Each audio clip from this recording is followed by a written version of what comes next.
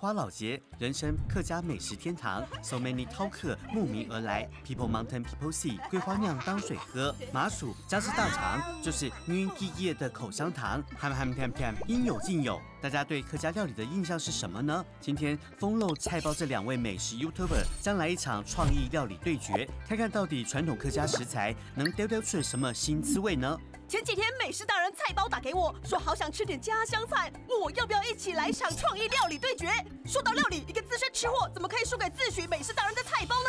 二话不说我就答应了。不过这可不是干干胆的就可以做到的。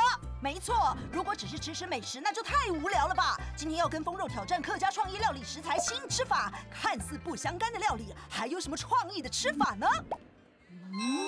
哇哦，这12道经典客家料理都各有特色，但要能完美结合，就要考验2位的功力喽。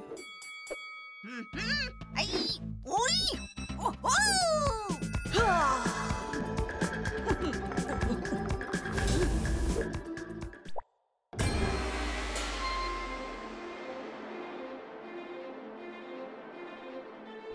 黑糖水板画出眼斑的山棱线，藤要于云海般串断的板条上，衬托出圆的麻薯像甜不鬼龙的意象。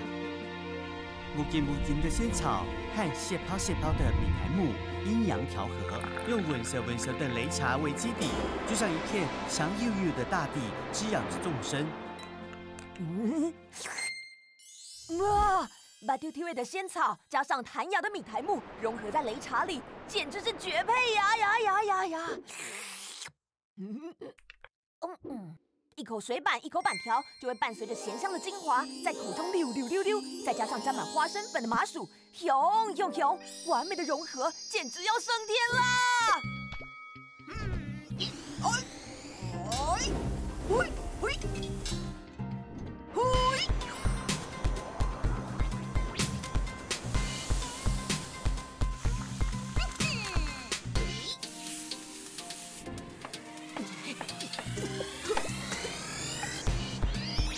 哇哦，冰晶般 QQ 的水晶饺，内藏着香喷喷的梅干扣肉，搭配黏猛的鸡酱，谱出挠捏的冰与火之歌。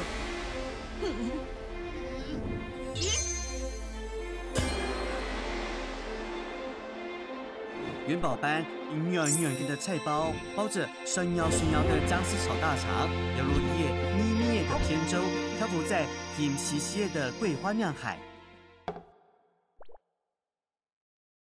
猪肉吃起来嫩，蔬菜刚，搭配 QQ 的水晶饺，好像在口中舞出一曲华尔兹。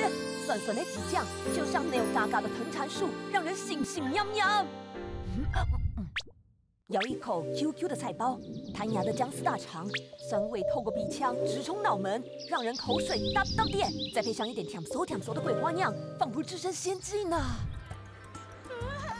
这就是今天的创意料理，到底好不好吃呢？好不好吃，等你来挑战。如果喜欢我们的影片，记得按赞、分享，开启小铃铛，接收最新消息。